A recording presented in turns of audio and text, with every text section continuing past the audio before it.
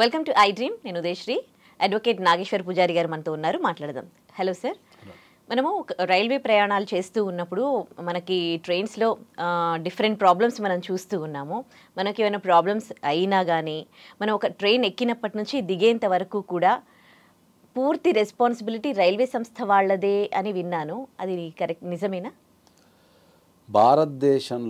భారతదేశంలో నాకు తెలిసి ప్రపంచంలో అతిపెద్ద రైల్వే వ్యవస్థ భారతదేశంలో ఒకటి ఫస్ట్ పాయింట్. రెండోది వచ్చేసి నాకు తెలిసి హైయెస్ట్ ట్రావెలింగ్ కూడా నాకు రైల్వేస్ అయి ఉంటాయి అనుకుంటా. ఎందుకంటే దేశాన్ని మొత్తం కనెక్ట్ చేసేది కూడా రైల్వేసే. ఎందుకంటే మనం ఇక్కడి నుంచి ఢిల్లీ పోవాలన్నా, కలకత్తా పోవాలన్నా, సుదూర ప్రాంతాలకు వెళ్ళాలన్నా, దగ్గర ప్రాంతాలకు వెళ్ళాలన్నా ద ఈజియెస్ట్ వే నాకు తెలిసి మనకి బస్సుల కంటే ఎక్కువ రైల్వే వ్యవస్థనే అనుకుంటున్నాను నేను. ఓకే, అంటే ఓవరాల్గా ఏంటంటే ఈ భారతదేశంలో అత్యధికంగా ప్రయాణికులు ప్రయాణించేది రవాణా వ్యవస్థ రైల్వేసే. ఓకే, ఇంత వ్యవస్థ మెయింటైన్ చేస్తున్న గవర్నమెంట్ ఎక్కడ కూడా దానికి ఒక రైల్వేలో ప్రయాణం చేసే వ్యక్తులకున్న హక్కుల గురించి ఎక్కడ కూడా ప్రచారం చేయరు.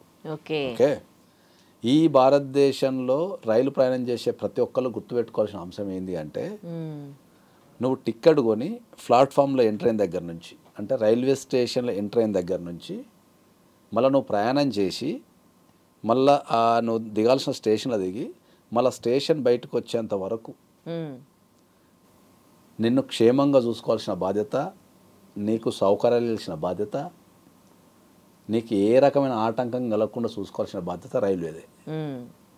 ఓకే, ఒకవేళ నీకేమైనా అసౌకర్యం కలిగినా, నీకేమైనా ఇబ్బంది కలిగినా, నువ్వేమైనా లాస్ అయినా, నీ హక్కులు పొందకున్నా వాటి మీద నువ్వు కేసేసి కాంపెన్సేషన్ తీసుకునే హక్కు నీకు ఉంటుంది. ఇది ఎంతమందికి తెలుసు చెప్పండి? మీరు అడగచ్చు, సార్ మరి స్టేషన్లో ఎంటర్ అయిన కాడ నుంచి మళ్ళీ నా స్టేషన్లో దిగి మళ్ళీ పోయేంత వరకు ఏమి ఇబ్బందులు ఎదురవుతాయి సార్ అనొచ్చు.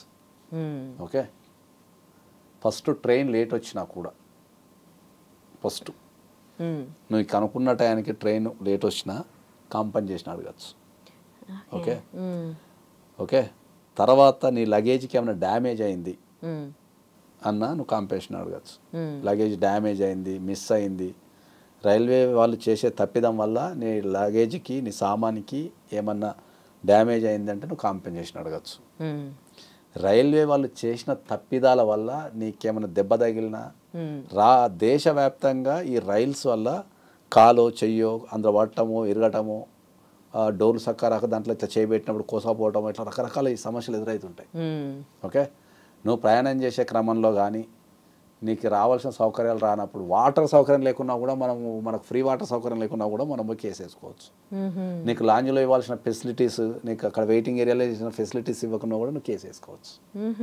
ప్రతి దానికి నువ్వు కాంపెన్సేషన్ పొందవచ్చు. దీనికోసమని దేశం మొత్తంలో నీకు రైల్వే ట్రైబ్యునల్స్ ఉన్నాయి.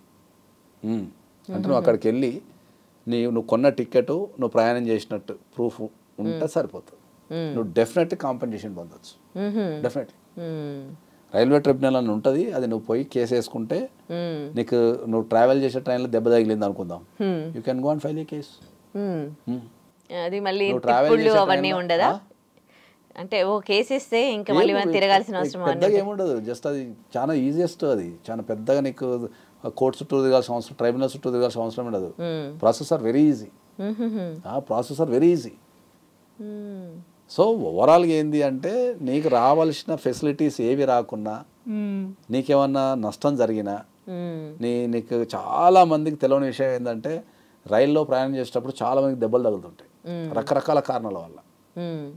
ఆ దెబ్బలు తగిలినప్పుడు రైల్వే ట్రైబ్యునల్కి వెళ్ళి క్లెయిమ్ చేసుకోవచ్చు ఆ దెబ్బలకనే విషయం కూడా చాలా మంది తెలియదు. మరి దొంగతనాలు జరుగుతూ ఉంటాయిగా, వాటికి కూడా వేసుకోవచ్చు. That's what I'm telling. Okay, simple logic ఏంటంటే, నువ్వు రైల్వే ప్రయాణంలో నువ్వు ఇంటర్నేషనల్ చేసేదో లేకపోతే నీ తప్పు లేకుండా, నీ ప్రమేయం లేకుండా ఏది జరిగినా కూడా నువ్వు క్లెయిమ్ చేసుకోవచ్చు. అన్ని ఫెసిలిటీస్ ఉన్నాయి దాంట్లో. లేట్ వచ్చినా, దెబ్బ తగిలినా, నీకు దొంగతనం అయినా, సామాన్లు మిస్ అయినా, సో నీకు ట్రైన్ లేట్ వచ్చినా, నీకు ఇవ్వాల్సిన ఫెసిలిటీస్ ఉన్న ప్రతి దాని మీద నీకు అవసరం కలిగిందంటే కేసు వేసుకోవచ్చు. నైస్ కదా, ఇది ఎవరికి తెలియదు చాలా మంది. అదే చెప్తున్నా నీకు, ఒక్కసారి ఇది నాకు రావాల్సిన రైట్స్ ఏంది అవి వైలేట్ అయినాయా, that's it. Right, okay, thank you.